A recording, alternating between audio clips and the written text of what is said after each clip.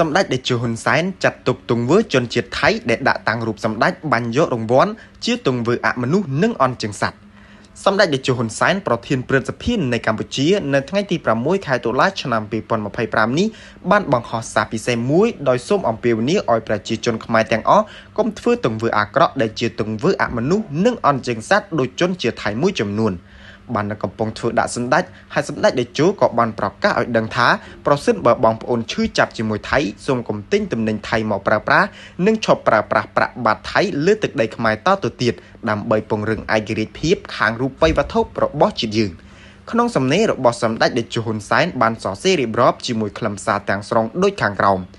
នេះឬជាជនជាតិស៊ីវិល័យមានគុណធម៌សិលធម៌អរិយធម៌ខ្ពស់សូមជនរួមជាតិកម្ពុជាកុំធ្វើទង្វើអាក្រក់បែបនេះជាទង្វើអមនុស្សនិងអន់ជើងសត្វមិនថាជាវីដេអូ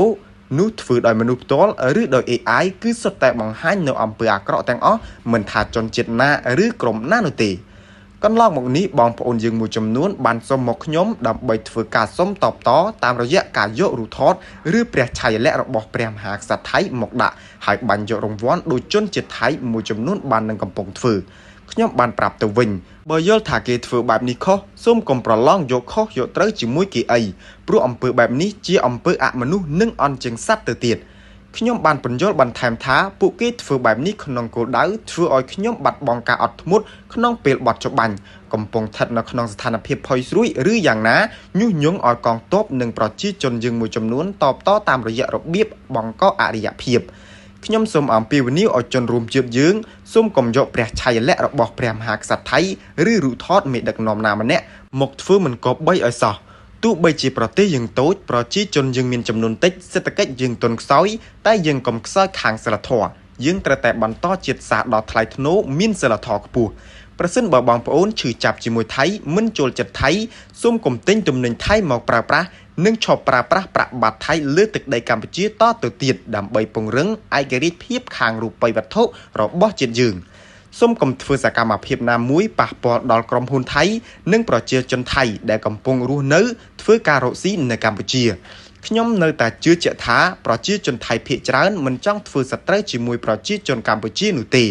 មនុស្សមួយចំនួននៅថៃរាប់ទាំងអ្នកដឹកនាំខ្លះផងកំពុងវិតម្លៃខុសពីសេដ្ឋកិច្ចកម្ពុជាថាកំពុងជួបការលំបាកក្រោយពីថៃបិទព្រំដែនដោយខ្វះទំនិញប្រើប្រាស់ខ្ញុំគួរតែអរគុណអ្នកដឹកនាំថៃម្ដងទៀតដែលវាក្បាលគេត្រូវក្បាលខ្លួនឯងព្រោះកម្ពុជាធ្លាប់យកប្រាក់ក្នុងមួយឆ្នាំមិនតិចជាង$5,000 លានទៅទិញទំនិញថៃហើយបង្វែរលុយនោះមកទិញទំនិញក្នុងស្រុកដែលធ្វើឲ្យផលិតផលក្នុងស្រុកមានទីផ្សារដែលជាឱកាសពង្រឹងសេដ្ឋកិច្ចកម្ពុជាយើងមិនដែលបានទៅសុំទំនិញថៃមកលក់ក្នុងទីផ្សារយើងទេគឺយើងយកលុយទៅទិញសូមអ្នកដឹកនាំថៃកុំយល់ច្រឡំនិងប្រមាថកម្ពុជាបន្តទៀតយើងដឹងថាពួកអ្នកជាអ្នកមានជាងកម្ពុជាតែអ្នកត្រូវយល់ថាយើងក៏យកលុយទៅទិញទំនិញថៃទើបធ្វើឲ្យប្រជាជនថៃមានទីផ្សាររកប្រាក់ចំណូលសូមប្រជាជនថៃដែលធ្លាប់លក់ទំនិញមកកម្ពុជាកុំខឹងកម្ពុជាដែលជាអតិថិជនដ៏ធំបាត់បង់ដែលនេះមិនមែនជាកំហុសរបស់កម្ពុជានោះទេចុងក្រោយខ្ញុំសូមជម្រាបទៅបងប្អូនជាពិសេសបងប្អូននៅជិតព្រំដែនថៃសូមប្រញាប់ប្តូរប្រាក់បាតថៃ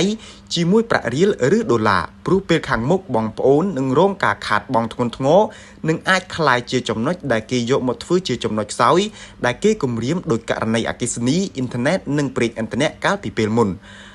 ឈប់ប្រើប្រាក់បាតមកប្រើប្រាក់រៀលគឺជួយពង្រឹងនៅរូបិយវត្ថុរបស់ជាតិយើងខ្ញុំសូមភ្ជាប់វីដេអូដែលជនជាតិថៃដាក់រូបខ្ញុំដើម្បីបាញ់យករង្វាន់